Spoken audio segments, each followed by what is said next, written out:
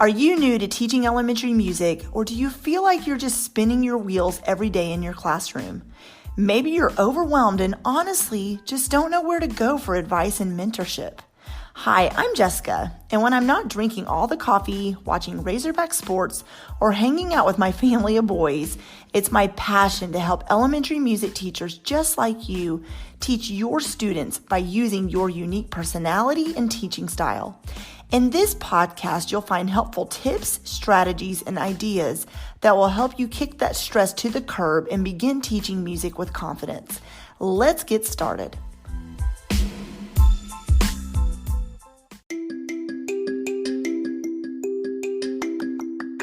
Hey, music teacher friend, I hope you're doing well. I want to tell you about something super exciting coming up this summer. On June 22nd, I will be hosting the free 5-day challenge called Start the School Year Off Right Challenge. In this challenge, you're going to learn all about how to start the school year off with success, whether that is going to be virtually or in person, or you're just not even sure what next school year is going to look like yet. On day 2, we're going to talk about work-home life balance, which is something we all need help and support in right now, especially during the time we're living in, I feel. Day 3 is going to be all about how to plan for next school year during the summer. And we'll talk about what your school year will look like and how you can plan to successfully teach next school year, even if it looks a little different than you think it might normally look. Day 4 is going to be all about reflecting on this school year. And oh my goodness, do we have a lot of reflecting to do, right? You had the beginning of the school year started off strong. You were in your classroom, and then you finished off probably the school year teaching virtually. So we're going to reflect on all that together and talk about ways you can move forward with taking what you learned into the next school year. And day 5 is going to be all about why professional development matters, why it's a good thing, how to find good professional development opportunities this summer, and how to find what you need for your particular teaching situation. So I would love for you to join us. The challenge starts on June 22nd, and simply head to subscribepage.com/music teacher challenge 2020, or simply click on the link in the show notes to join us. I cannot wait to see you there. And immediately after joining the challenge, you can join our Facebook group where I will be going live every day in the challenge. And there's so many amazing music teachers in there already a part of the group who are ready to support you and get to know you. So come on in and join us. I can't wait to help you get the forward momentum you need to go into next school year feeling successful. Have an amazing day, and I'll see you soon.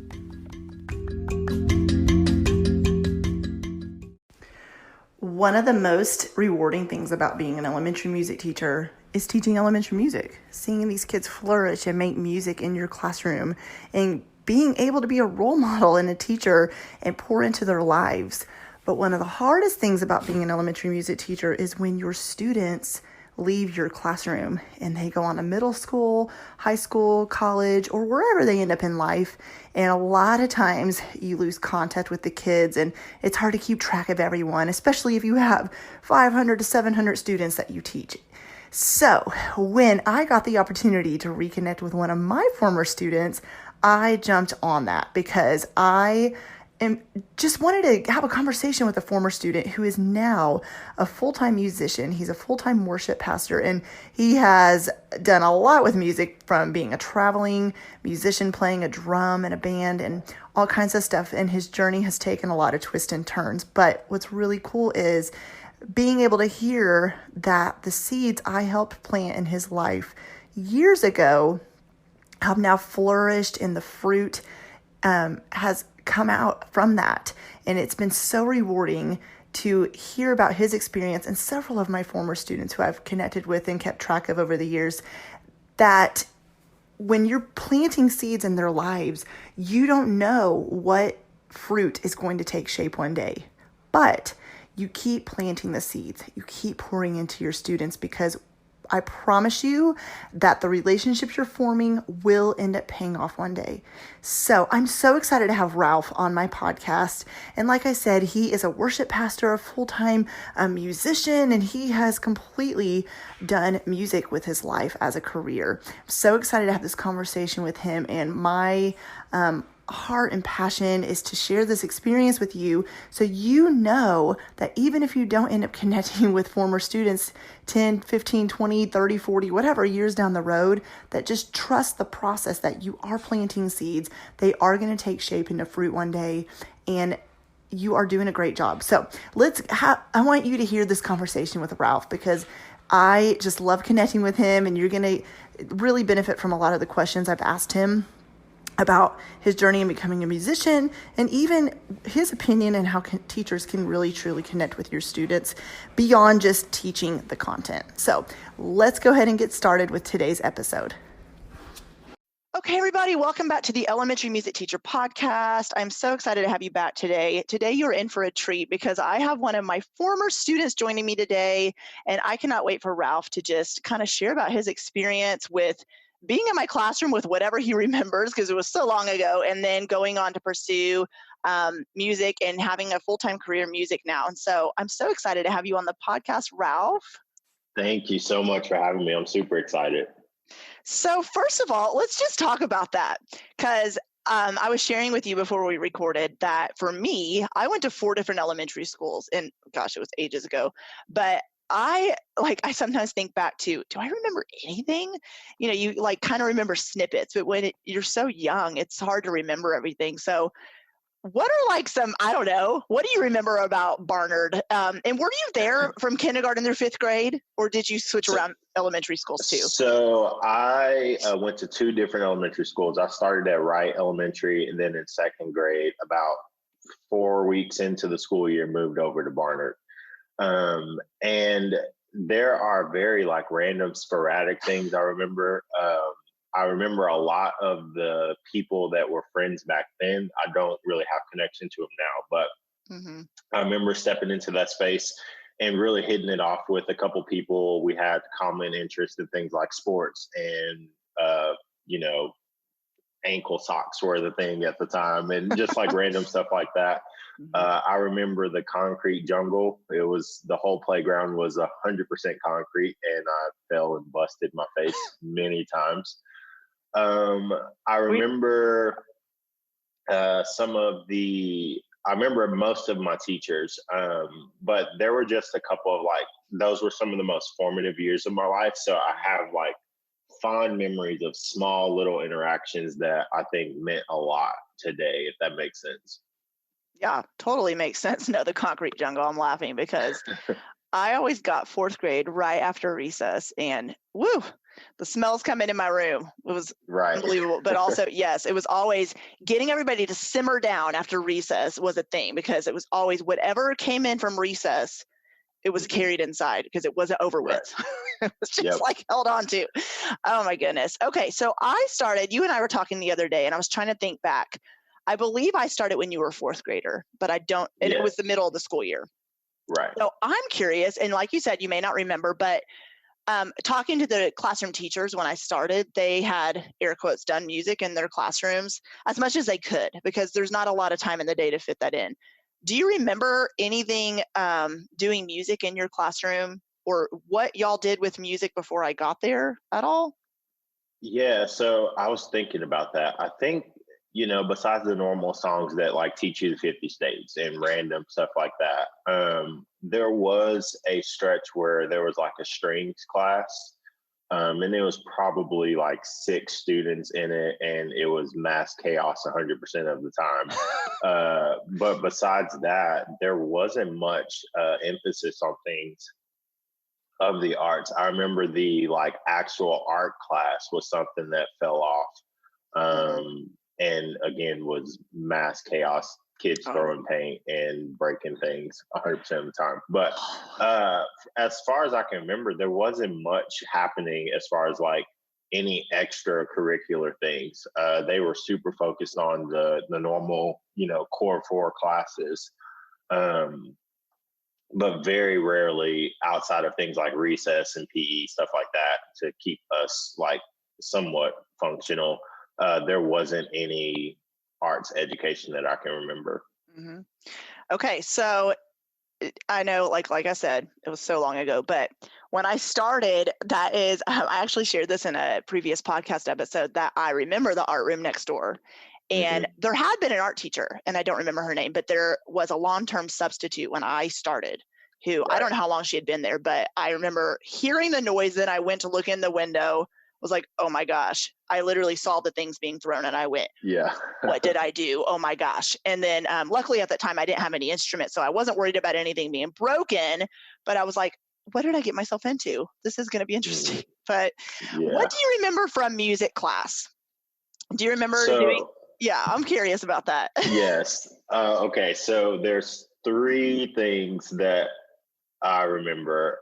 First and foremost, you gave me my very first piano lesson, and you talked about how you get a water bottle and you hold as like you play. That's kind of how you hold your hands. And to this day, I still have awful technique when I play the piano, but I play the piano now, and I always remember when my hands hurt, I probably should act like I'm holding a water bottle.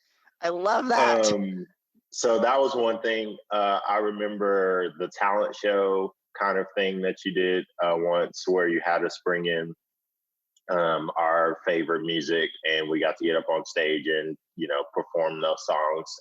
I Hmm. remember there was a young lady in our class named Jamia McClellan who could Yep. sing her butt off, Hmm. and she brought in a gospel song and did a great job. Goosebumps. It was a And goosebumps moment for yeah, sure. it was Yes. really crazy. And what's crazy about that is we ended up going to the same church later on. My mom and her mom were really good friends. And then the last thing I remember was our graduation, our fifth grade graduation. We did, what was the song? Toy Story, You Got a Friend in Me. Yeah. Um, and what was super interesting about that, I think I was up there on stage, but I remember that last year, you had really like empowered me to explore and get to like experience other parts of the music. So like I was interested in the sound system and running the soundboard and pushing play on, probably cassettes at the time. But Right. you really gave us you gave us the margin to be able to do that. And I remember the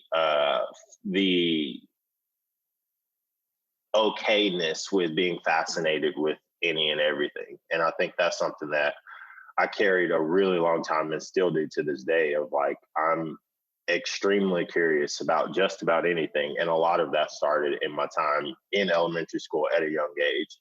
My father is a professional musician, so I grew up around it. But to be able to experience it from a perspective outside of the home is something that is super powerful. So Hmm. thank you for that first and foremost. But those are some of the things I definitely remember that really kind of were like super formative and marked me moving forward. I So love that.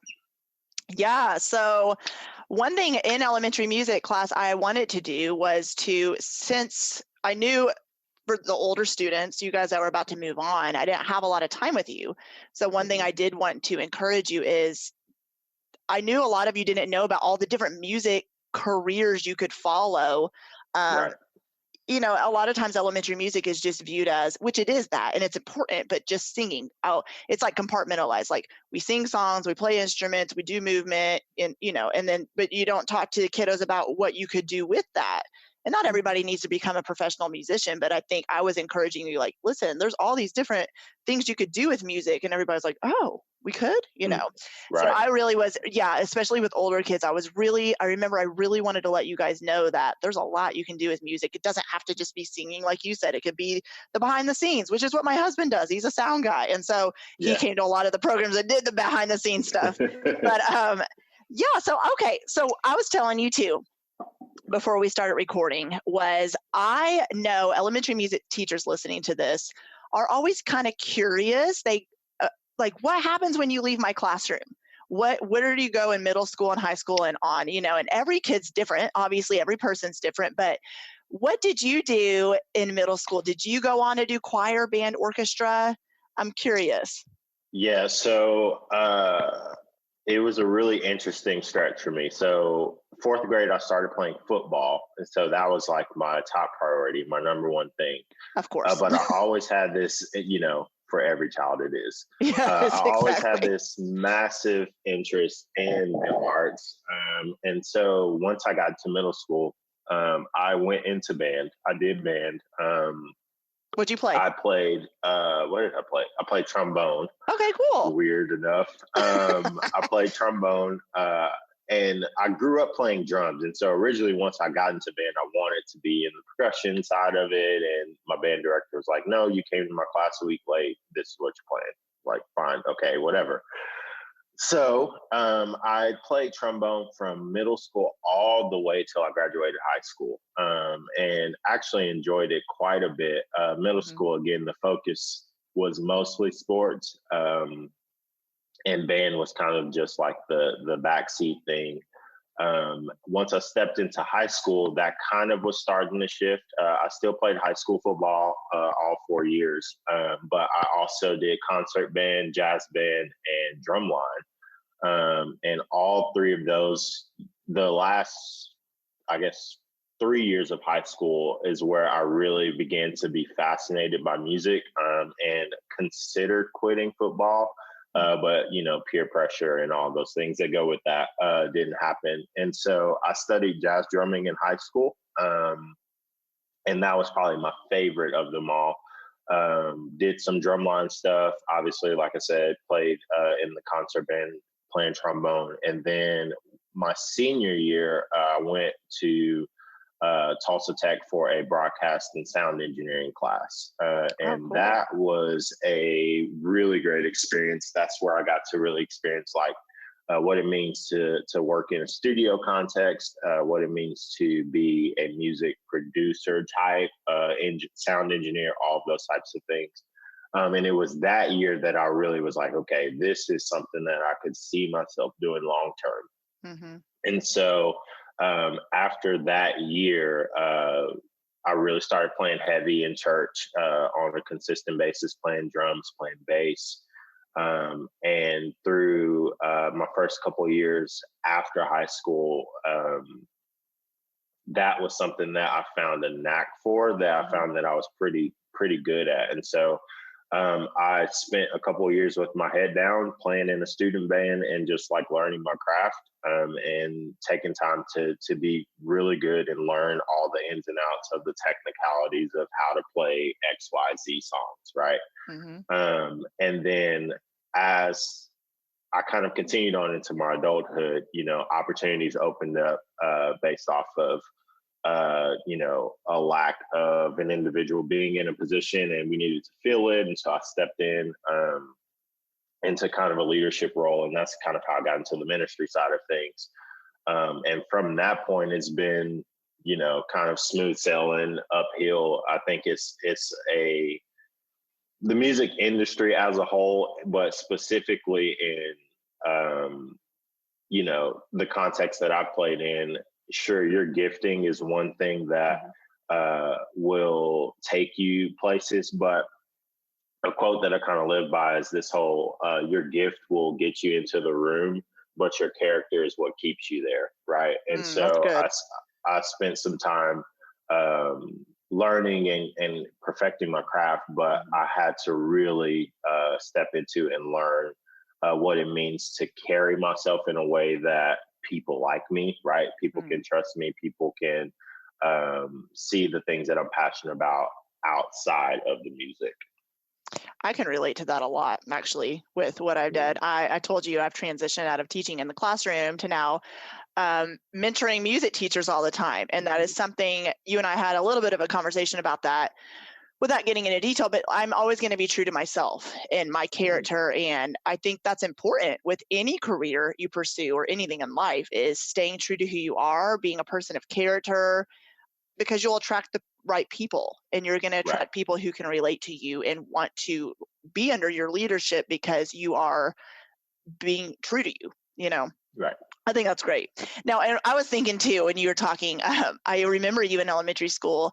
You maybe don't even know this about yourself, but you were a natural leader. I remember that. Just when we had those chaotic moments in the music room, you were one of those kids that was just kind of like, be quiet, she's talking, quit, sit down. So Right. I love that. And so it's so cool for me to see that years later now you're in a leadership role. And you guys, I don't know if he said it, but Ralph is a worship leader. And so you are a leader. And I think you're just naturally, a naturally born leader, and just seeing that it, took you all the way through to being in a leadership role, but getting to use your giftings in music too is really, really cool. So I love that. So on the leadership side of things, when you're when you were speaking about being a leader, what's tough about that in your opinion, about just being a leader in general for teachers listening to this who are leaders to their students? Sure. I think that for me, especially in the role that I'm in, I would be considered young for the capacity of the role. I'm the worship pastor at a very large church here in Arkansas, and most times, in most contexts, this is a person who's been in ministry for 15, 20 years. I've been in for 7 total, counting like what I did in high school, and Mm, so. Um, I think that one of the biggest struggles that I have is leading confidently, and leading from a place of, I know that I'm in this position for a reason. I know that this opportunity was given to me for a reason. I yeah. should take advantage of that and lead from the not like man given authority, but God given authority that Yeah. has put me in the position in the first place. Yeah. And so I think that especially for young teachers coming into it, it can be something that's intimidating, right? It can be something that is absolutely terrifying 100% of the time. But once you've stepped into it, you're in that position for a reason. Yeah. And I think that knowing who you are as a person and functioning from that identity is what will carry you long term. Like I said, your gifting makes the opportunity a reality, but your character and your identity, and again, knowing who you are, is what keeps you in that place. And secondly, is what keeps you effective, and it keeps you influencing the people that you're leading. And so it's one of those things. It's extremely difficult a lot of the time, but I think that there's a grace to figure things out, and that's what I've loved about being on staff here. Our staff is super gracious in the moments that I don't lead well, Mm, and they champion the moments that I do. And I that's think good. that that's something that's super important. Yeah. Did you? So I know you said you found a knack for music after high school, and you just realized this is something I'm naturally good at. Did you ever think about pursuing something else, or did you just kind of feel like music was it? Oh man, yes. I went down. I was in the whole business world cycle for a really long time. So I talking about leadership. In high school, I started working at Chick-fil-A, Yeah. greatest company on earth. Yeah. But I started working at Chick-fil-A, and over the course of my 6 years there, moved my way into a leadership role, management role of one of the biggest stores in Oklahoma. And so I was super passionate about the company. I thought I was going to go on and own my own Chick-fil-A one day. And so I was doing a lot of the things to set myself up for that. While I was working at Chick-fil-A, I got an internship to work at a church, like Mm, less than part-time, 10 hours a week, like $200 a week, super cheap, yeah. which is better than some people, but still. Hmm. Anyway, so I was working at Chick-fil-A full time and working at a church as an intern, essentially, and had this whole tension going back and forth of what route do I want to take? I think the Lord had given me these opportunities and gave me the ability to choose, which I think was something that's super cool. Hmm. And it was super kind of him. But I was super engrossed in the business world and leadership development. I worked for a company called Paradigm Shift that worked with low income first generation college students, preparing them for secondary or post secondary education, whatever that looked like. was passionate about that. And what I found was at a young age, pre-20s, that I had all of these things that were like burning passions for me that I couldn't find a way to kind of reconcile.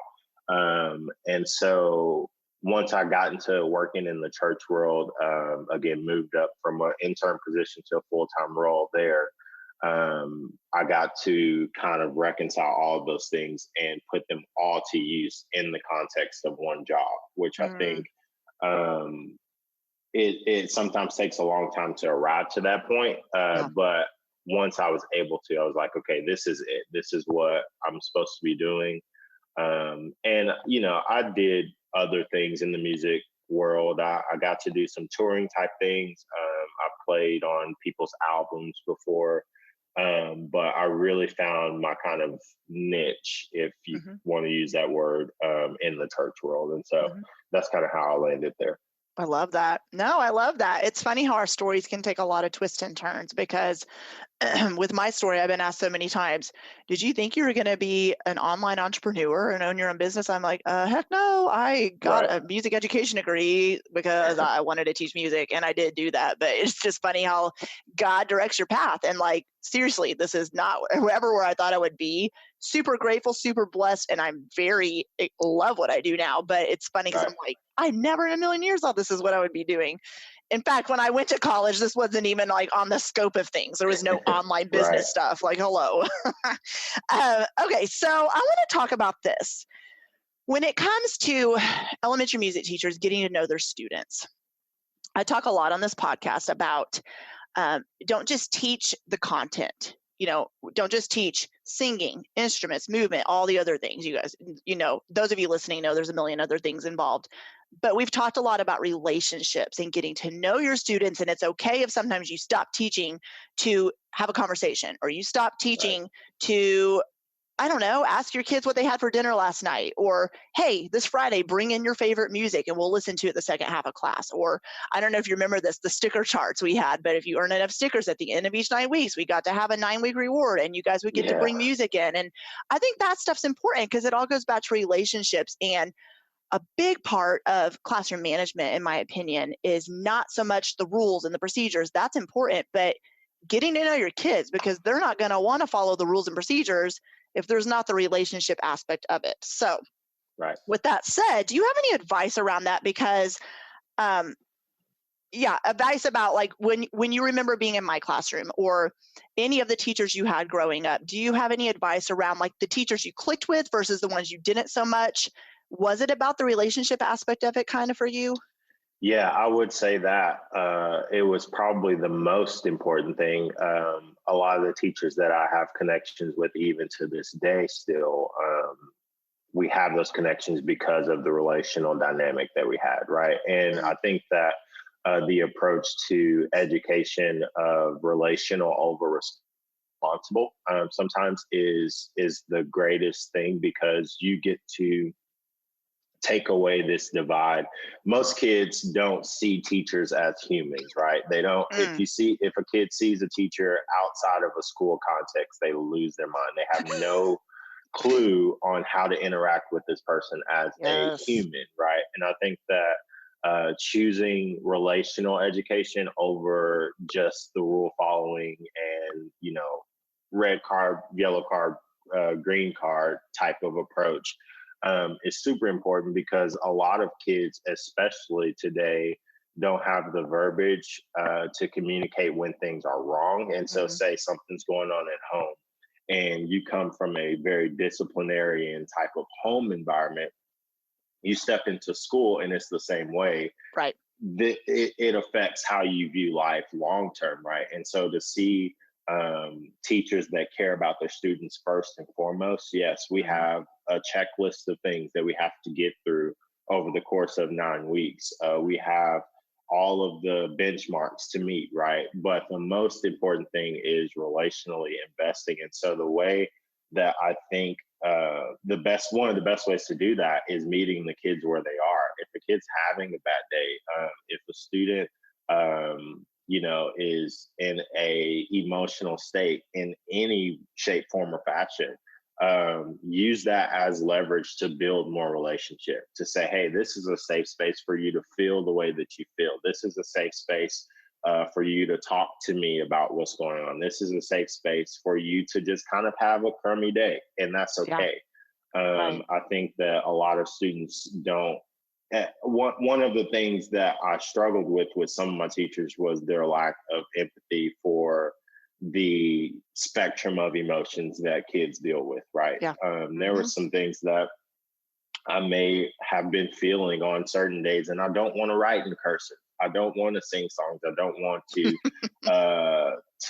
go run around in the gym. And I Hmm. think that, there's a level of, hey, we have to do something or else you won't pass the class. But Hmm. there's also a level of human, just like relationship, that is super powerful, and it builds trust for you to be able to speak into that child's life, not only on a relational level, but on the educational side as well. Yeah. The teachers that I did the best in their classes were the ones I had the best relationships with, because I was interested, I trusted them, I wanted to listen to what they said, because we had established a foundation of a healthy relationship, if that Yeah. makes sense. For sure.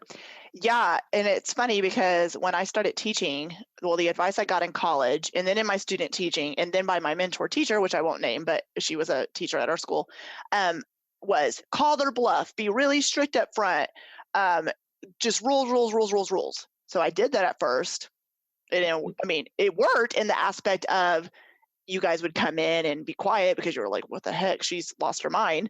But it was like, I wasn't letting my guard down and getting to know you guys because I had been given all this advice of they need to listen and da da da da da. And I get that to an extent. I really do. But it was Right. like, I finally got to the point where I was like, where you and I have already talked about, I had to be me. I was like, this is not my personality.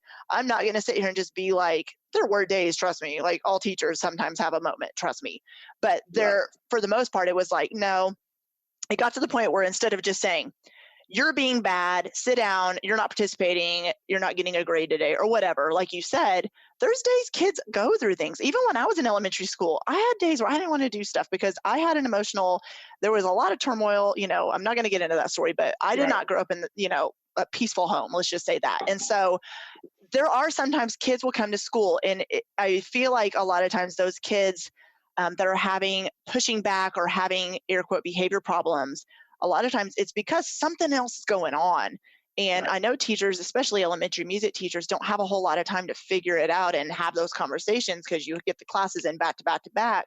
But it's important that you at least try, like you said, um, because there's so much going on. And so, Barnard was a low income school, and a lot of the kids, you can't lump everybody into the same category, but a lot of Right. the kids there did come from some rough family. Conversations I had was like, okay, I'm perspective is definitely like, I see now there's some other stuff going on here that Right. is more than just school. And school is a safe haven, I feel like, for a lot of kids too, where they feel like this is my safe place. I can be myself here. All the other junk going on in my life at home, I can just come and, have a safe place. Right. Yeah, so I completely agree. It's true. And it's funny because you talked about relationships, and when you go on and you grow up, you don't remember, the math facts you learned, or like you said, the songs you sang, or the science lesson experiment you did.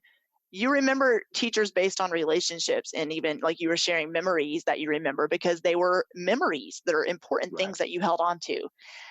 Okay, so when it comes to making sure all students are included and seen, when it comes to you and you probably going through education had mostly white teachers, am I right Uh, saying that? Or was it, s- well, Tulsa was so very diverse. Tulsa was very diverse. Mm, I would say elementary and high school, yes, it was majority white. I mhm. went to Carver Middle School, which is Okay, a like historically black school, right, and okay, so I had a lot of teachers there. But for the most part, majority of my education was white teachers. okay. Did you ever feel like you weren't seen or heard because of that, out of curiosity?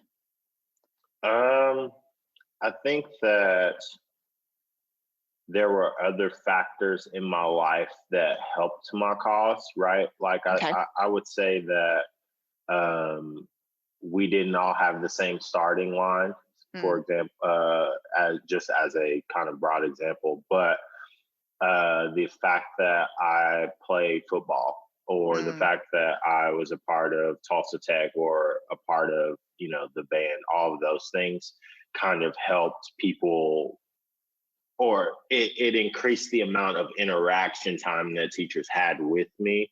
Okay. And I think that in turn really helped out long term. But I can say there are, thinking back to just kind of like the type of education, there were a lot of things that weren't necessarily covered. I was blessed to kind of grow up in a home where, my aunt was one of the last 1921 race riot survivors. So I grew up hearing the stories of what had happened there on Black Wall Street. The church that I grew up in at the time, there was a guy named Dad Clark, Otis Clark. He was one of the oldest survivors of the race riots as well. And so we got to hear his stories and spend time with him. And so I had the environment outside of school that really kind of emphasized those things. But I would say that inside of school, besides, Black History Month, there wasn't much cultured education, which isn't necessarily, which at the time didn't seem to be a problem. But like thinking long term, especially for me, there were a lot of stories that I couldn't see myself in. I couldn't see myself as, XYZ career, because we didn't see anybody that looked like me. We didn't read books that had people that looked like me. And so that was kind of a struggle. But, over time, and then with self-education and just taking advantage of resources that are available, I kind of grew in that on my own. But to answer your question, unseen, I wouldn't say that, but it was hard to say, or it was hard to see myself doing a lot of the things that were being talked about, because most of the time people didn't look like me. Do you feel like a lot of times, for white teachers especially, a lot of times, like for me, when I started, all I had were like some old textbooks, and it was like, that's all I had until I could find my own resources and things. And flipping through the pages, I even remember the pictures in those books. Most of the kids even in there were white. And then there was maybe like one or two pictures of, Black kids in there. And I remember that bothering me. And so I made it a point in my room to make sure all kids felt seen and included, and really found music to reach everyone. But I do know that that wasn't the case for every teacher. And I sometimes don't think it is intentional. I think a lot of times it's like, here's a curriculum, teach it. Or I'm going to read this book, and maybe the title of the book is good, and the content in the book is going to reach kids, and it's really good content. But like you said, I think a lot of times teachers haven't stopped to just look at the pictures and go, are all the books I have in here of the same, the same race, or am I varying it up a little bit? And I think it's important that does happen. And I don't think it's, we're not like sitting here condemning anybody who hasn't done that yet. I think a lot of times it is just unawareness. I mean, would you agree with that? Yeah, I would say absolutely. A lot of the time it is unawareness. It is,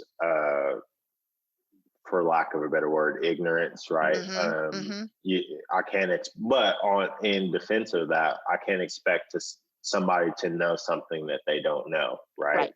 And so, but that does get into the need of educating yourself, reaching out to people who can educate you if they feel comfortable doing so. I would say, I think back to, I think this was probably 4th or 5th grade, and Miss Dean was our science teacher. Yep. I still talk to her too. Really? That's super awesome. I remember, she was an incredible teacher, but I remember we got new textbooks, or they were like in a beta version, probably my 5th grade year. And she brought a group of students in and said, hey, go through this and tell me what you think about it, what you think about the content.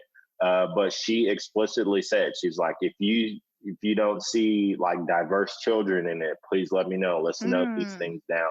And that was something that was huge that, Oh, most yeah. kids aren't aware of that in that moment, but it means so much and has so much impact long term, that it brought a lot of just like hope and like, okay, there's some teachers that get it. And for those that don't, like you said, we're not condemning them, but Mhm. you do have the burden of educating yourself, of approaching education in a way that um, shows value for all cultures and all Right. people. I think that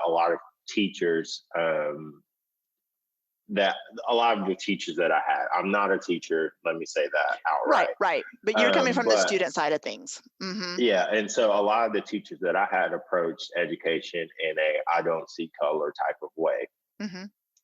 And I understand the sentiment, I guess. I can say that I understand that. But the reality is, if you don't see color, you don't see me as a person, Mhm. right? And so I think that it's not about not seeing color to even the playing field. It's about seeing and acknowledging color and culture and gender and all of those types of things. It's about leveraging that to even the playing field, if that makes Mm. sense. Mhm. And so I think that for those in education, for those in leadership, that's the goal. That it's not a matter of being colorblind, because Yep. that doesn't help anybody. That doesn't um, bring any sort of clarity, or really doesn't help. Like I said, it just doesn't help anything at all. And so Mhm. I don't know.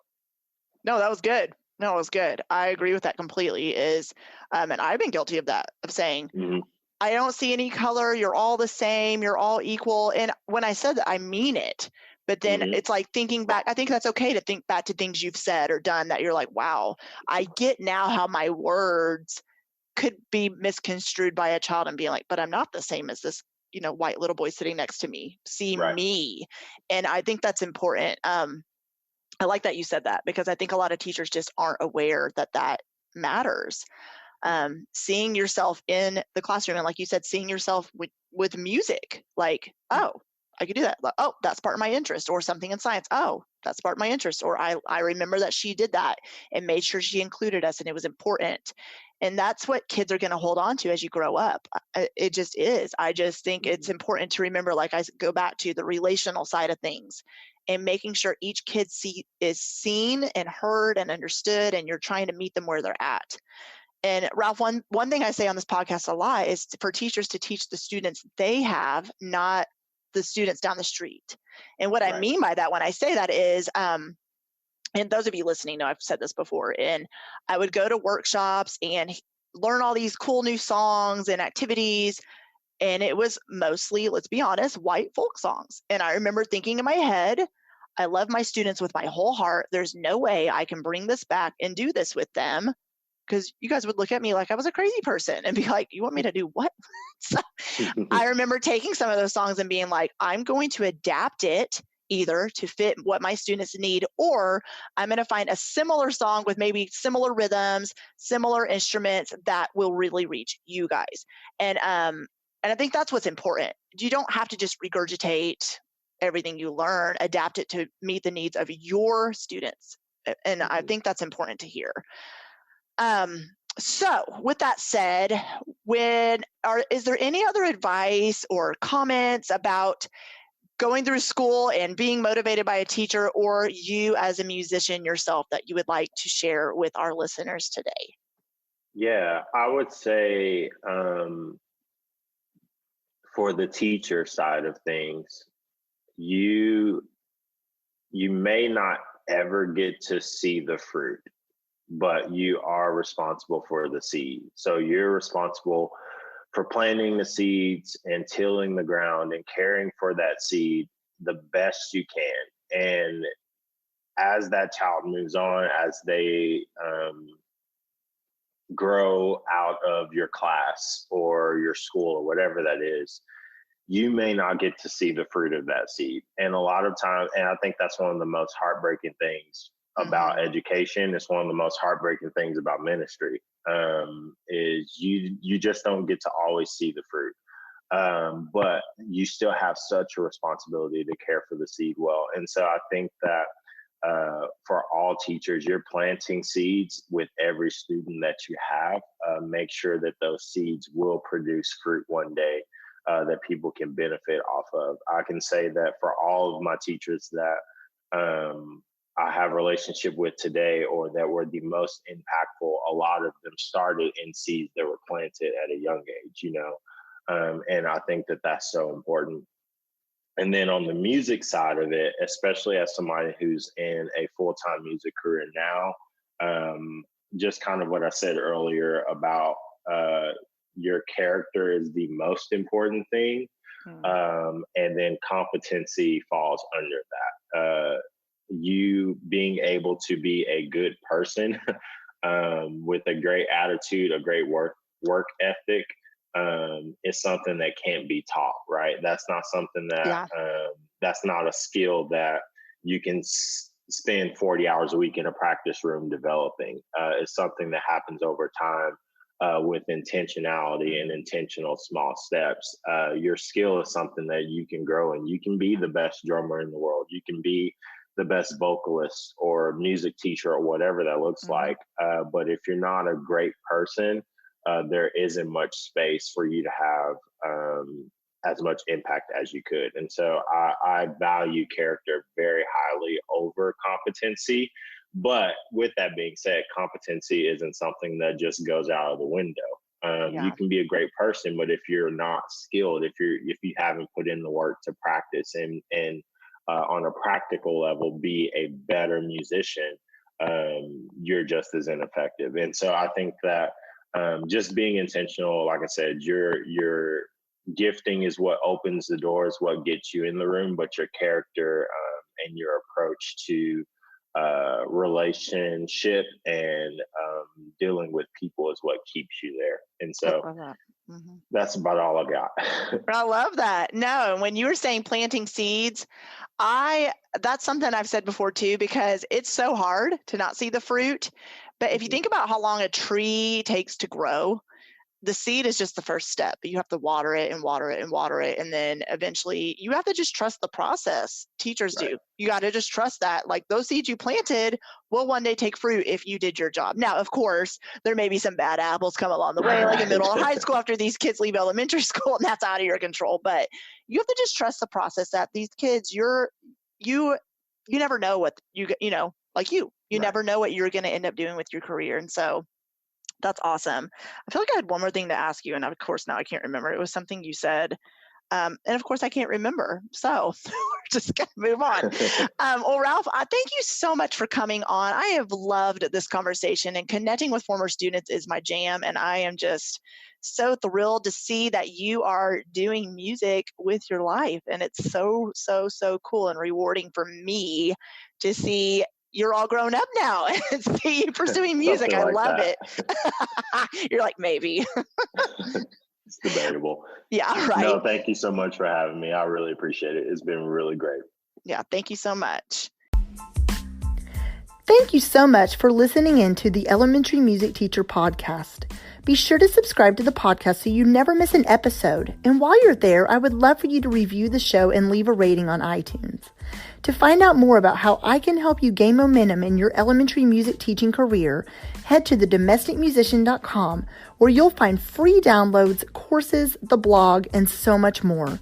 Continue teaching music and never doubt the impact you're making each and every day in the lives of your students.